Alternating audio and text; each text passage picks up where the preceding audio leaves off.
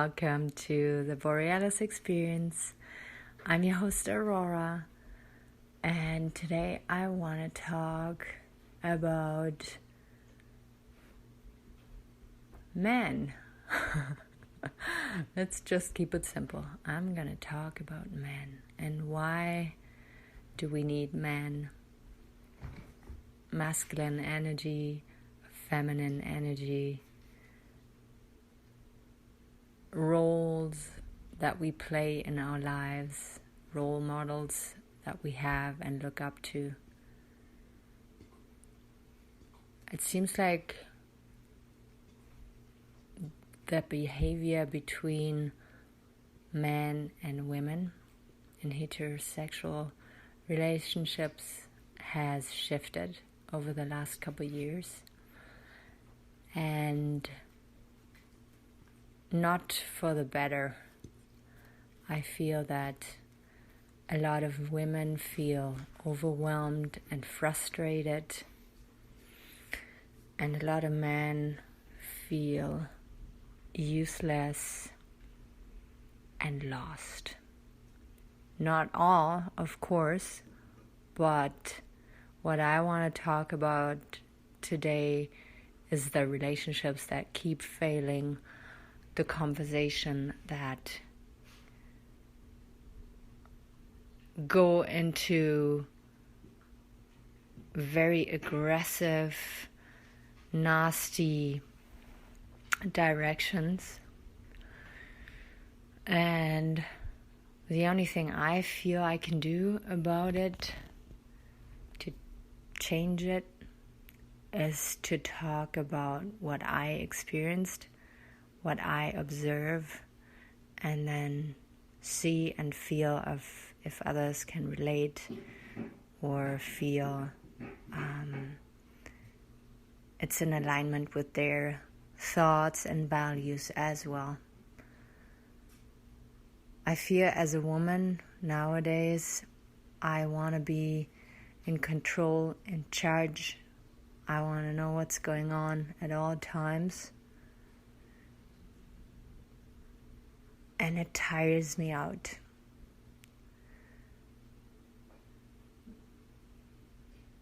And a man, if you have a true warrior at your side, and it doesn't have to be a romantic relationship, it can be a friend.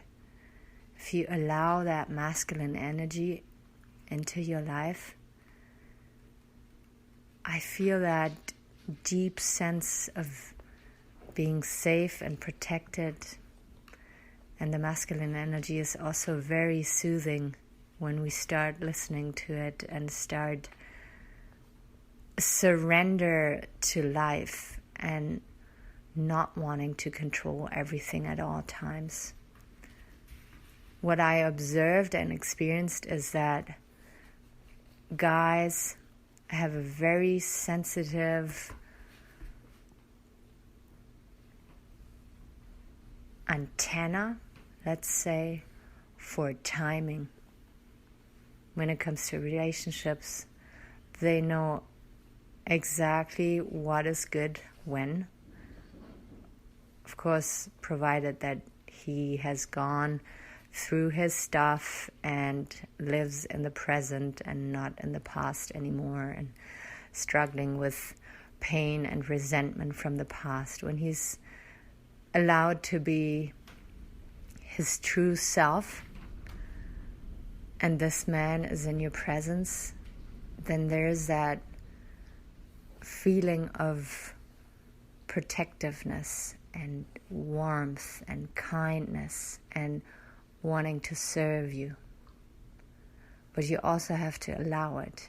You have to be still at times and silent and be open to receive it.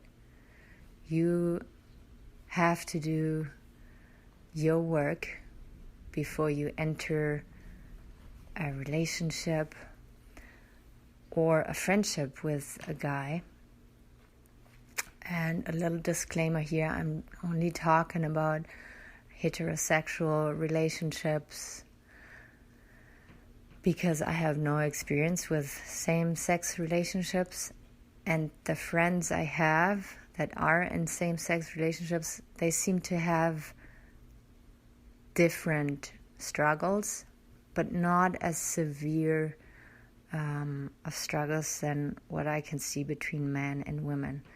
And also in same-sex relationships, you have always one part that has the masculine role and the other one the feminine role.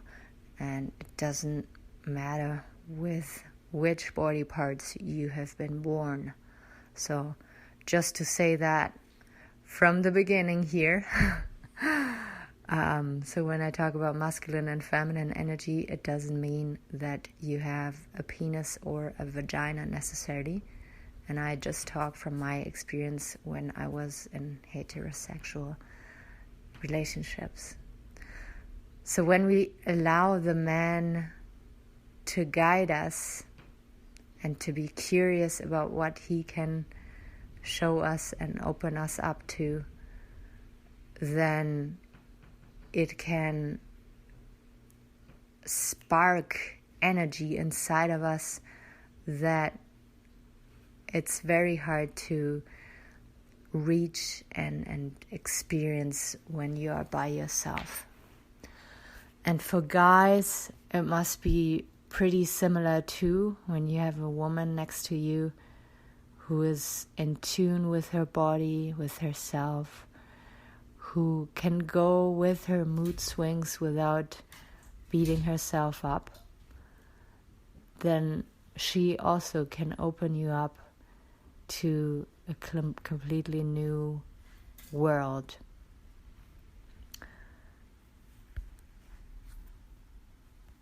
I have my puppy here in the background. He's 9 weeks old. Dozer is his name, and we got him 2 days ago.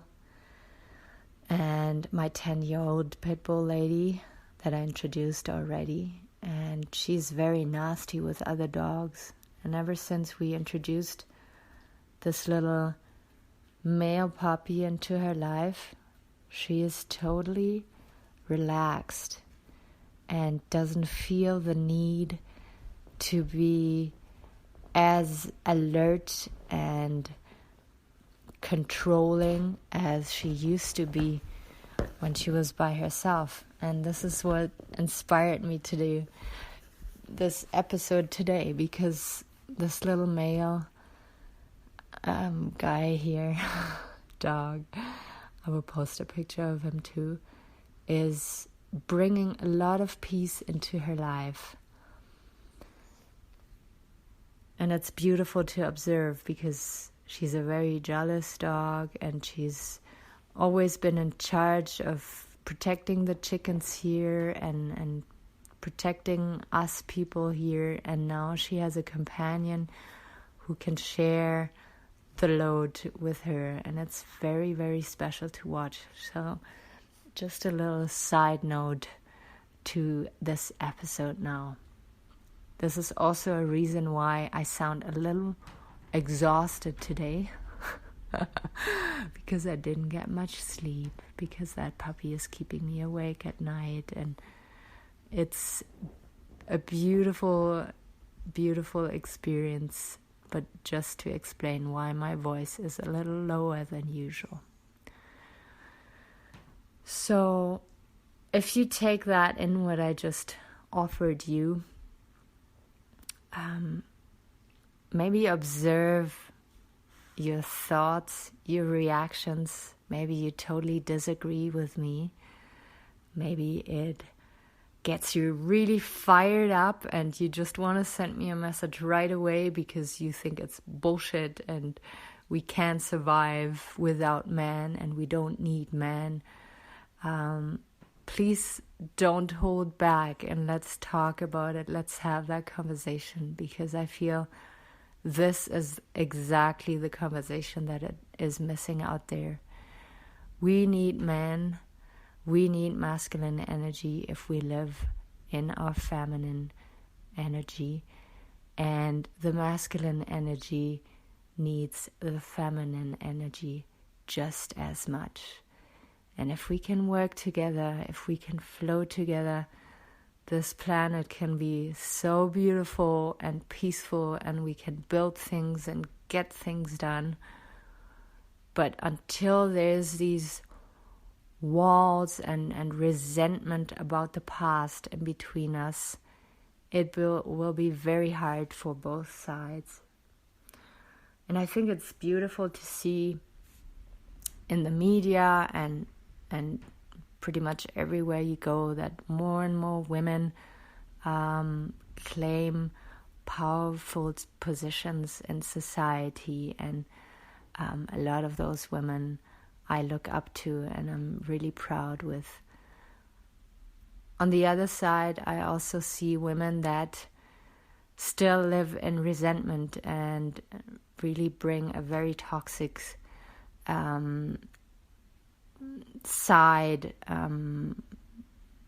to this table, and want to be in power and want to be in charge and want to be independent, but not because of the right intentions, but because of past pain with men and disappointments and wounds that have not healed yet.